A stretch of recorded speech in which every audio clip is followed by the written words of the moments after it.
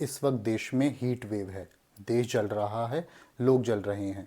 भारत का टेम्परेचर अपने normal temperature से इस वक्त 5 डिग्री सेल्सियस तक ऊपर जा चुका है।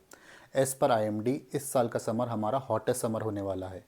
हर साल गर्मी अपना नया रिकॉर्ड बना रही है और आगे आने वाले सालों में टेम्परेचर कितना राइज़ कर जाएगा ये हम इमेजिन भी नहीं कर सकते।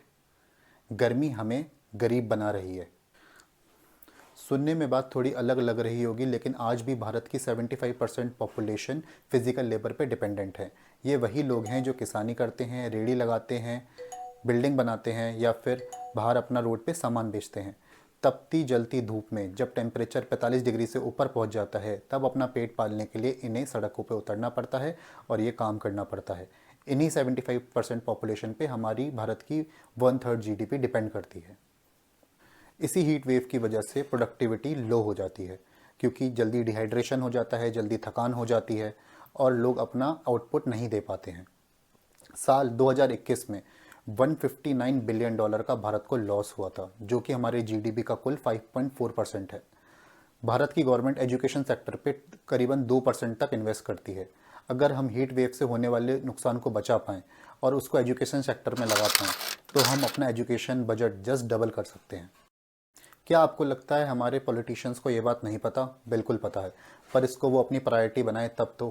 क्लाइमेट चेंज एक रियलिटी है और हमें और पॉलिटिशियंस को, गवर्नमेंट को इसको अपनी प्रायोरिटी बनाना पड़ेगा, तभी कुछ बात बन सकती है। पर हमें क्या, हम तो घर में बैठकर एसी चलाएंगे और सोचेंगे गर्मी कम हो गई, पर ऐसा नहीं है। एसी चलता है इलेक्ट्रिसिटी पर और आज भी भारत में इलेक्ट्रिसिटी थर्मल प्लांट से जनरेट होती है, जिसे बनाने के लिए बहुत सारा कोल जलाया जाता है और उससे होता है बहुत ज़्यादा पोल्यूशन और जिससे हीट ट्रैप होती है। तो एसी चलाना लॉन्ग टर्म में एक बहुत बड़ा प्रॉब्लम है, ना कि सोल्यूशन। 25% हाउस होल्ड ऐसे हैं जिनके अंदर एसी है। साल 2050 तक ये 9 टाइम्स तक बढ़ जाएंगे। तब हमारा एसी से होने वाला पावर कंजम्पशन अफ्रीका के कॉन्टिनेंट से भी ज़्यादा होगा। Just imagine. आइए जानते हैं हीट वेव आखिर होती क्या है और होती कैसे हैं। जब अबव एटमॉस्फेरिक प्रेशर ज़्यादा होता है तो नीचे की हवा ट्रैप हो जाती है, वो बाहर नहीं निकल पाती और ज़मीन से, ग्राउंड से होने वाली हीट उसी हवा में ट्रैप हो जाती है, जिससे हीट पूरी की पूरी सराउंडिंग में बढ़ जाती है। इसी कॉन्सेप्ट को हीट वेव कहते हैं। बड़े बड़े शहरों में काफ़ी लोग होते हैं जो एक छत तक अफोर्ड नहीं कर सकते, तो वो मेटल रूफ लगाते हैं। मुंबई में 37% हाउस होल्ड मेटल रूफ के अंडर रहते हैं। If you see the temperature around the Mumbai, जहाँ पर भी ग्रीनरी कम है वहाँ टेम्परेचर अराउंड 5.5 डिग्री तक कम है। आइए बात करते हैं अपने फॉरेस्ट का। साल 2021 से 2023 के बीच में इंडिया का फॉरेस्ट कवर 6% तक कम हुआ है। साल 2000 से 2023 के बीच में 95% ऑफ द ट्री लॉस जो हुआ है वो नेचुरल फॉरेस्ट के अंदर से हुआ है। अगर आप देखेंगे तो आपको पता चलेगा मिजोरम, मणिपुर रेन फॉरेस्ट में 2001 से 2023 के बीच में 15% तक फॉरेस्ट कवर कम हुआ है। हमने न्यूयॉर्क की स्काईलाइन से इम्प्रेस होकर अपने देश में भी बड़ी बड़ी कांच की बिल्डिंग बनाना शुरू कर दिया है।